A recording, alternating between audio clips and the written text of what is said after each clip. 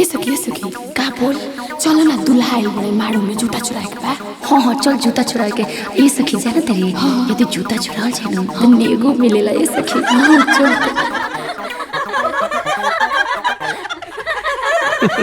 चल ठीक बा आओ लो हमने के यही जबानी से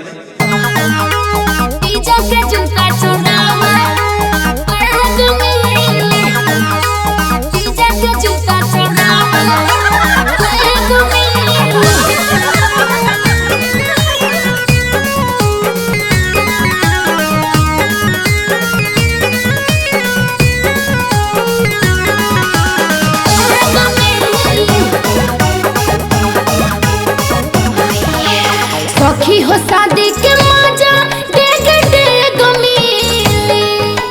सखी हो शादी के मजा डेग डेग मिली। तो चल जीजा के जूता चोरावे ढेर नेग मिली। तो चल जीजा के जूता चोरावे ढेर नेग मिली। सखी हो शादी के मजा डेग डेग मिली। सखी हो शादी के मजा डेग डेग मिली। तो चला जीजा के जूता चोरावा ढेर नेग मिली। चला जीजा के जूता चोरावे ढेर नेग मिली। दे द भैया के जूता तोहरा करी नी होरा।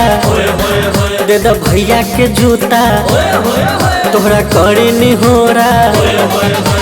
जूता न देबू तो सुना एगो चुम्मे दे दहो। जूता न देबू तो सुना एगो चुम्मे दे दहो। एकरा बदले में हमारा सहाय ले लहो। एकरा बदले में हमारा सहाय ले लहो।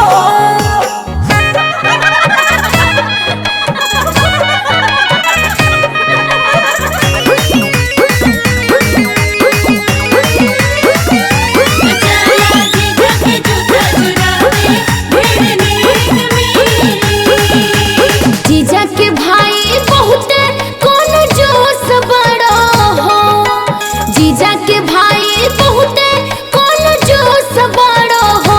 तो पैसा दे तो नहीं खा। अरे दो पैसा तो पैसा दे तो नहीं खा। साफे मुख्य जोश बड़ा हो। ना पैसा देत नहीं खा साफे मक्खी चूस बड़ा हो। बोले में भी तो साफे तो खरोस बड़ा हो। बोले में भी तो साफे नो खरोस बड़ा हो। तो नेगो दे तो नहीं खा जा। नेगो दे तो नहीं खा साफे मुख्य जूस बड़ा हो। तो नेगो देत नहीं खा साफे मक्खी चूस बड़ा हो। जूता तू दे द साली जन जिद करा हो।